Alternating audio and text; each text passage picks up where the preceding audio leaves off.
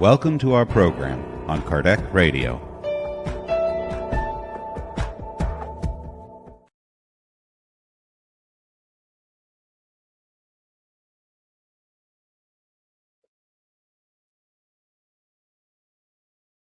Hi, everybody. Sorry, we have a bit of technical problems here this morning, but we are back with our book, Living Spring, by Emmanuel through Chico Xavier. And today is again a beautiful chapter by Emmanuel, and it says, it's chapter 133, and it says, "What do you have?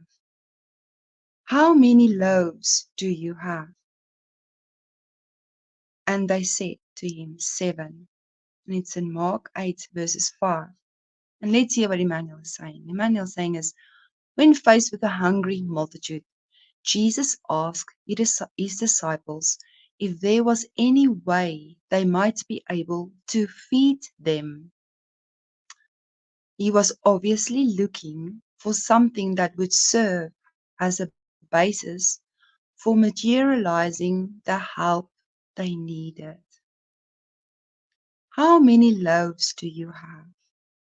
The question shows the need for some kind of concourse in the work of multiplication.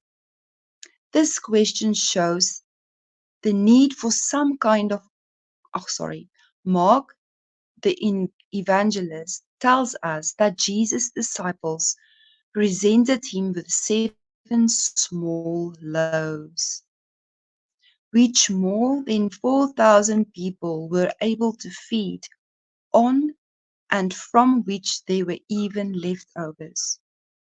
Would the master have managed such a feat if he had not been able to count on some resources?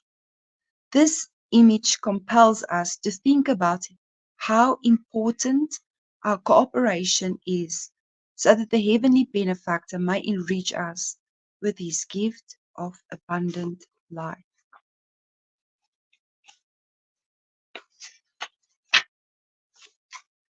Let me just get the next page. There we go. Can the Christ build the sanctuary of happiness within us and for us if he cannot count on the basis of the goodwill in our hearts? The most powerful electric plant still needs a humble outlet to light the room. Many people hope for a miracle from the Lord to sustain their hunger for peace and comfort. But the Master's voice on the mount still resounds unforgettable. What do you have? God's goodness is infinite. Still, something must emerge from ourselves on our behalf. In any arena of our accomplishments, from the higher life, let us offer Jesus at least a few scraps of personal effort. Then we can be sure that the Lord will do the rest. Today, again, beautiful, beloved friends, we have a reminder, a beautiful reminder that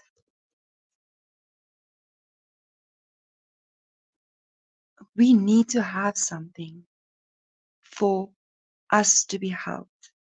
And if we can concentrate and see that, if we can really see, we will see that we need to have something for God to work with. We can't just accept and want things if we don't work on it. If we put in the effort, God will do the rest, like Emmanuel says. So we need to put in the effort, regardless of how we feel, how hard it is. We really need to put in the effort so that God can work and can help. It is like opening a door. If we don't open the door, we can't be helped. There can't be something that can be done. So let's concentrate this week on to see how we can work on ourselves, have this higher connection, have been prayerful in all situations, so that there is an open channel for God to do the rest. And it doesn't matter how hard it is, always know that this too shall pass and that God will help us. He is our Father, but we need to have something. So let's weigh ourselves in this week to see what do we have for God to work with.